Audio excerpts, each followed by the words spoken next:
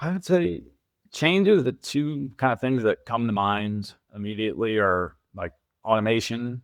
We kind of talked about technology changes and, whether you're for it, against it. And we don't really use automation, but, we're there to support it. We have clients that scrape and automate and do all those things. And that's great. The technology advancements are amazing. It's great that they're doing it. So that's been a huge change. And I would say consolidation, it's very different than it was. You got a lot of big companies, massive companies, and like a set of smaller companies. And so it's interesting. The midfield feels like it's sort of emptier than it was, which is interesting going forward. Who's going to kind of fill those gaps and, seeing how it all kind of shakes out. So, and as far as challenges, access is a big one.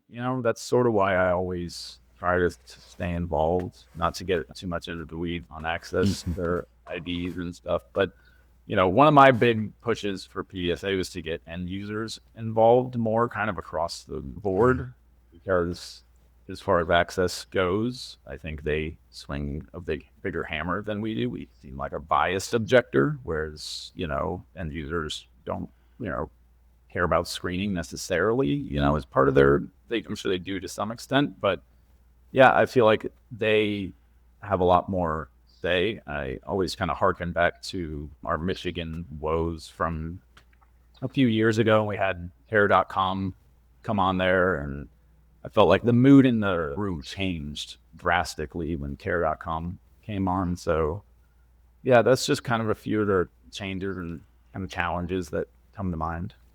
Yeah, that's a great insight, because when, we've all dealt with, court clerks and at the county level, the state level, all sorts of levels, and they see us and they think, well, you guys have a vested interest. But when an employer comes in who pays taxes and employs people, you're right, the conversation and the tone, everything shifts.